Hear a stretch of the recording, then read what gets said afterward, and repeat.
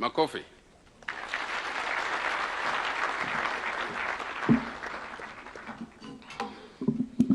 Well, very good morning to all of you, and thank you for having me back again with you. It's a huge treat to be back in Kenya, and I noticed there's a big theme around singing at this prayer breakfast. I noticed too, Mr. President, that you were wise enough to join not the parliamentary choir.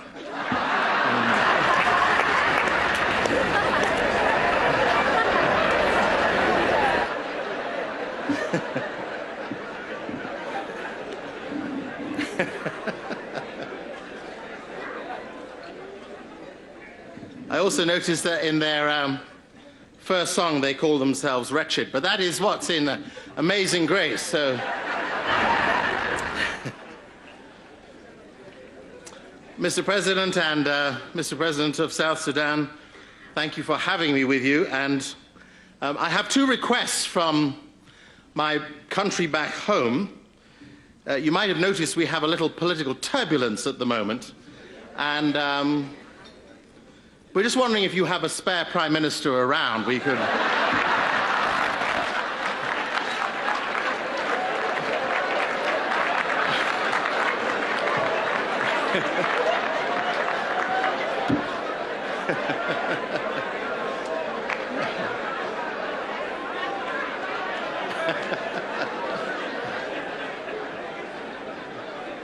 Genuinely, all offers gratefully received.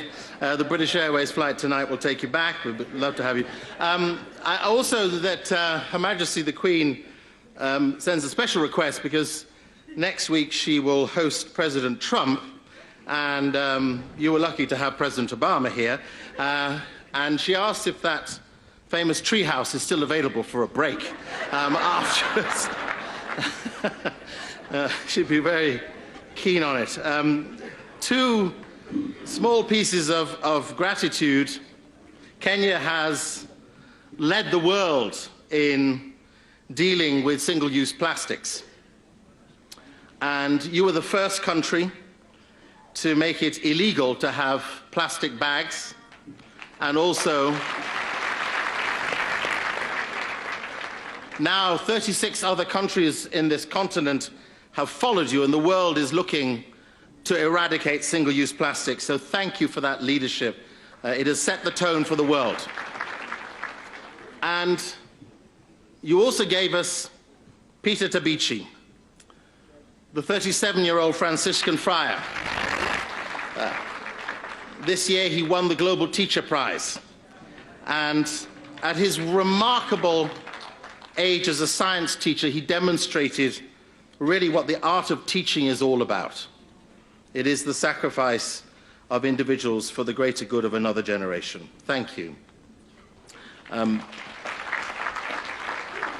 Before I begin my remarks, I just want to make a comment to the Kenyan rugby team, who I realize were over there.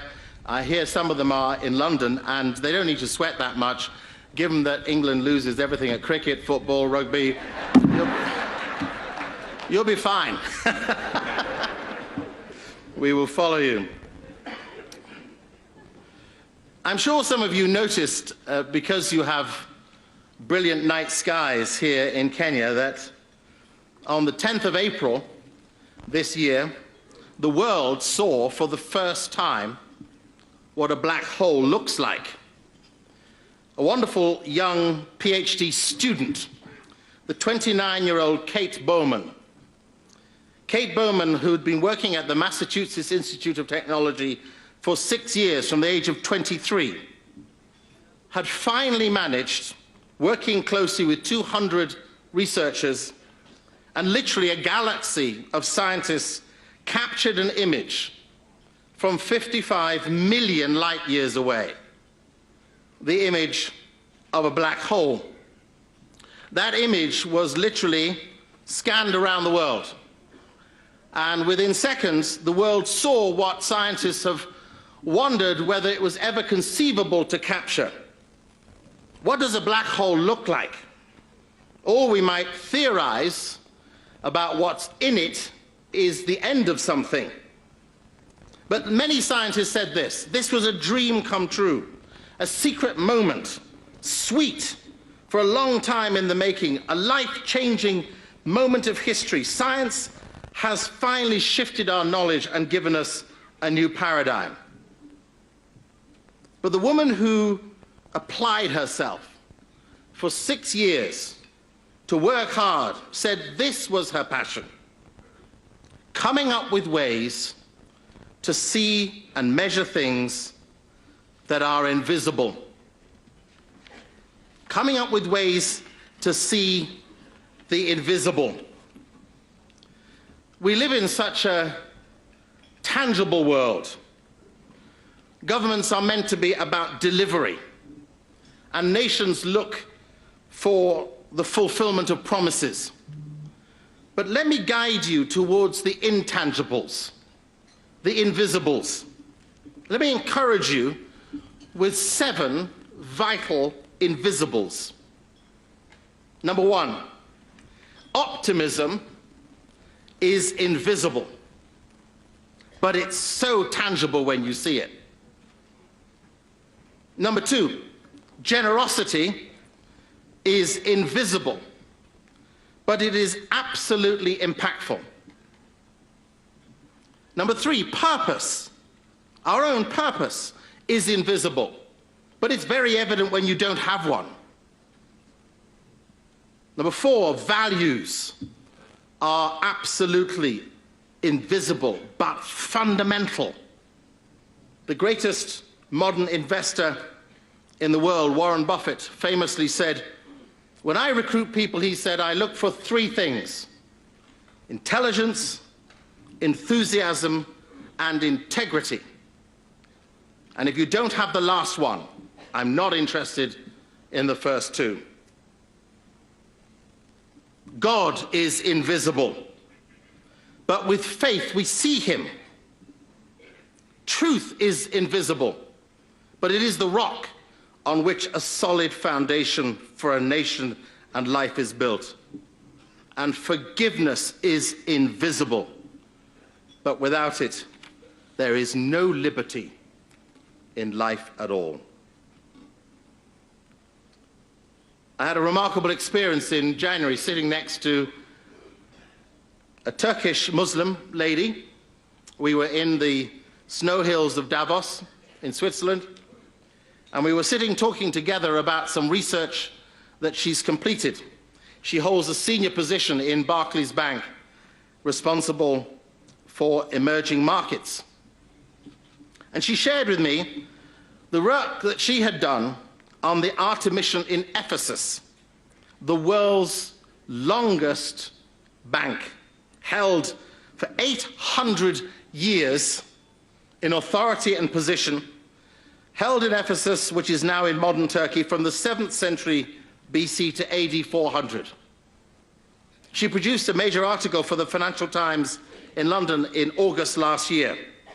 Her inquiries into this famous Artemission Bank tell us something very important about how we think about nation building.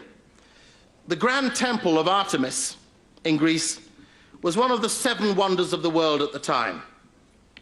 Great banking institution, held in high honor and regard. And the starting point of this great bank, its 800-year history, was its proximity to wealth, combined with a banking culture that blended trust with fear, because this bank knew that it was based in a holy sanctuary, and you mess with the gods at your peril. The Artemission began as a deposit, a center of wealth deposits for those who came through the city, knowing that the city's temple god was there to be honored and respected. This was no annual event where people would turn out and just say prayers and sing songs. This was a recognition that in day-to-day life, God was watching. So in her research, she said there were 3 fundamental things about the strength of this famous Artemission Bank. Now, I say this because you'll all know there isn't a single financial institution in the world today that passes more than 340 years. So to get to 800 years was a remarkable miracle. Here were the three fundamentals of that famous Artemision bank. Number one, it had a high purpose. It had a high purpose. It knew that it was accountable to the goddess, and there was a strong ethical code. The guiding high principle was that sound financial performance sustained a nation's quality of life. Second, leadership. The leadership of the bank was governed by and characterized by high levels of personal accountability. Trust, and these were the words she researched in depth, trust was connected to the quality of the society it operated in. And thirdly, there was a clear view of risk. Clarity and transparency were the fundamental underpinnings of the financial system of the day. I think we have to think about the way we run our economies and think about our societies as based upon those fundamental values: high purpose, clear accountability, and transparency. All we say about corruption is meaningless unless we know we are accountable for our actions. Just a couple of weeks ago, on May the 7th, a wonderful man called Jean Vanier finally died. He'd suffered a long illness. He died at the age of 90. And the Economist newspaper wrote of him in its obituary on the back inside page of its edition dated May the 18th. Jean Vanier was the founder of the L'Arche communities worldwide. He began his work in 1964.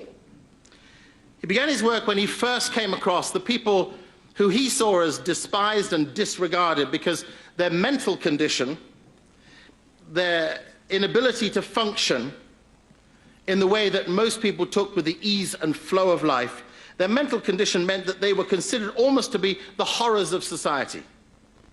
He began a work of housing severely disabled people. It eventually led to a network of 150 house communities in 38 countries, from India to the Ivory Coast, from Honduras to Palestine. The Economist writes this about Jean Vanier. For him, it said, L'Arche and the people it served were rooted in following Jesus. Whatever was done for the poor, the suffering and the imprisoned was done for Jesus. For Jesus too was vulnerable. He too was a servant. He moved to wash men's feet. And that, said Jean Vanier, was the guiding principle under which he led a worldwide movement. He said this of those most disadvantaged and in some ways disabled of people: they would teach him that in their rejection, but in their joy, he discovered that being despised and sometimes isolated allows us the tribute of connecting with those on the weaker sides of society, serving them with intimacy and commitment, and creating for them the dignity God bore them with in the first place. To have a society that is based on the attention of the most weak is a generous, good, sound society. Now, you'll know that just a week ago, the world's largest democracy, India, finally declared the results of its elections. Many countries have a lot to learn from India. My great-grandfather came from India. It's in my blood. My father was born in Angola, but his parents were from the Calcutta region. And I was reading the speech of Nehru, the first Indian Prime Minister from 1947, at the point at which India received its independence. Many of you will know that it was indeed a bloody and uncomfortable history, a place of great shame for those who held India entrapped. Well, Nehru was the leader for 17 years. And what I was particularly astounded by was his speech in 1947, on the first day in which India became a free nation. Prime Minister Modi just won an outstanding election. Very interesting that, again, in The Economist's reflection of the qualities of Prime Minister Modi, they said this about him: it isn't just his charisma which has caused his vote to accelerate so significantly in this 1.2 billion people nation, the biggest democracy on earth, a top 10 economy in the world, at a point at which, for many of us, we can remember a history where India was seen as just a land place of the despised and the poor, but now it is a place of economy and liberty and freedom, of enterprise and thought. But this is what The Economist also said of Mr. Modi. Mr. Modi, he said, appears to rise heroically above his foes. He becomes a vessel for dreams, not only of national glory, but also of individual dignity. He involves his followers in a story that promises a happy ending. Now, I know many of you are jockeying for the elections in 2022. But let me encourage you to think about how Modi became a man of dreams and how Nehru set out a challenge to his nation that I know your president holds dearly to his heart. Think about these things first. This is what Nehru said. At the stroke of this midnight hour in 1947, when the world sleeps, India will awake to life and freedom. A moment comes, which comes but rarely in history, when we step out of the old to the new, when an age ends, and when the soul of a nation long suppressed finds utterance. It's fitting that at this solemn moment, we take the pledge of dedication to the service of our country and to her people.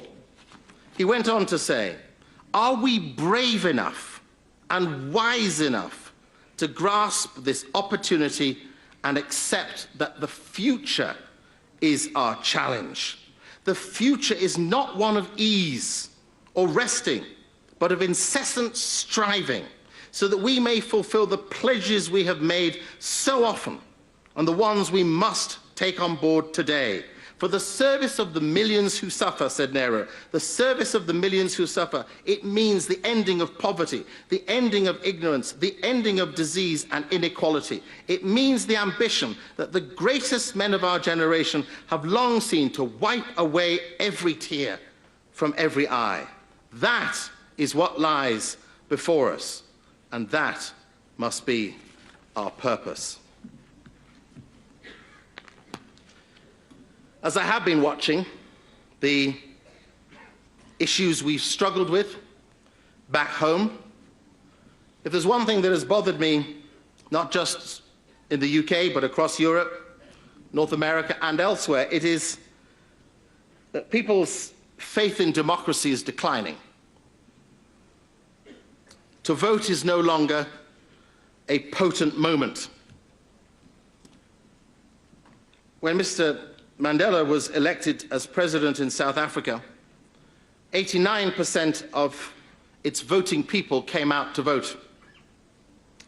Just 2 weeks ago, just 43% came out to vote.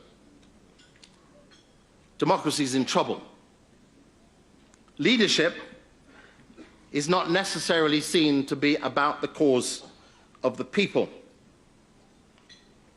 So I was fascinated by an article written in the Financial Times by the economist Martin Wolf. He was assessing the pressures of democracy worldwide.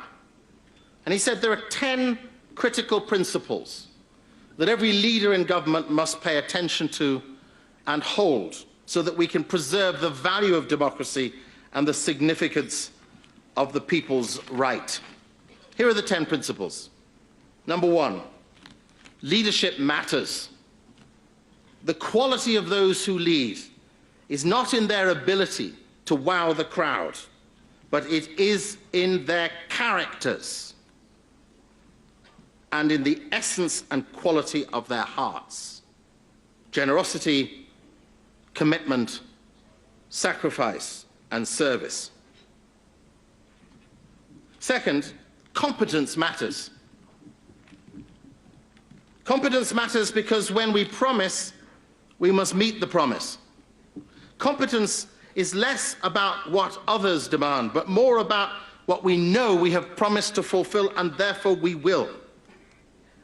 Thirdly, citizenship matters. A democracy, says Woolf, is a community of citizens. All of us have that fundamental role to play in building a nation's prosperity and its prospects. It is not for the elite alone. It is for all of us in every corner to grab the challenge. Fourth, inclusion matters. Just like John Vanier, we cannot leave aside those who are disabled or disregarded. It matters that everyone is included and we break the inequality bound that afflicts our nations. Fifth, economy and its reform matters. For without reform, without fair taxes, and these are his comments, without a sound economic fabric, in the end, we only disadvantage the poor more. Sixth, local matters, because things that matter to people in their neighborhood must matter to people in power and privilege.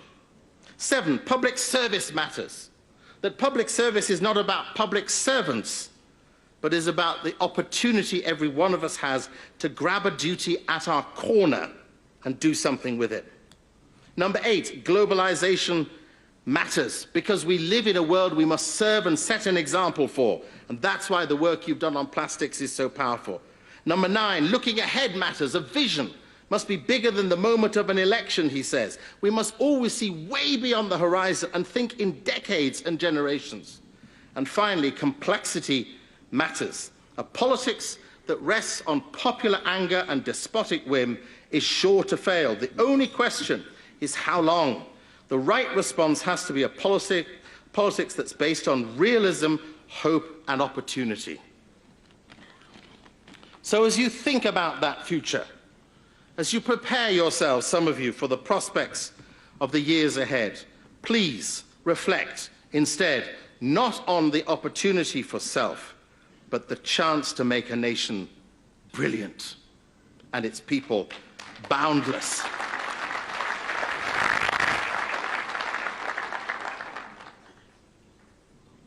Let me wrap up with reading you a psalm, the prayer of Moses, Psalm 19.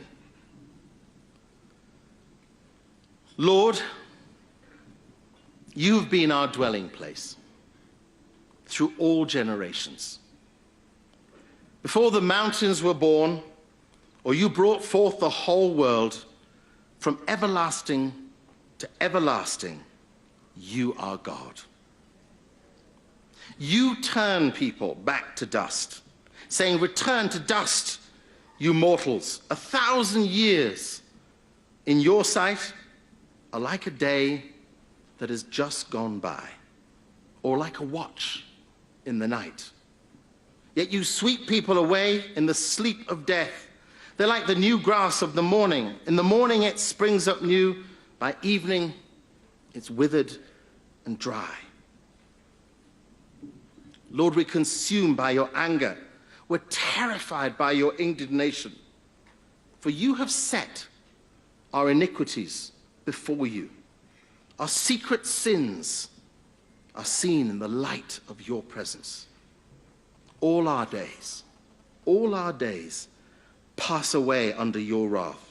We finish our years with a moan. Our days may come to 70 or 80 if strength endures, yet the best of them are but trouble and sorrow.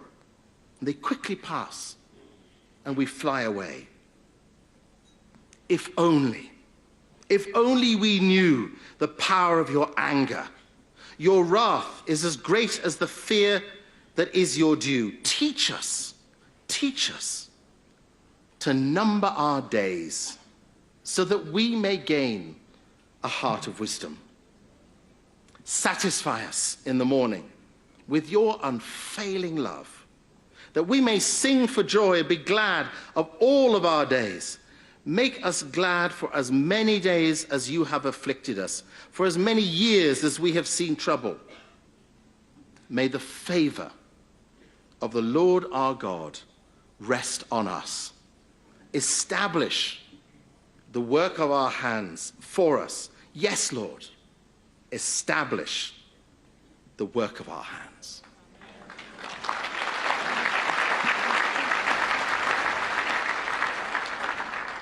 Mr. President, for you and for your government, for all those you lead, may you discover and see the invisible and see God.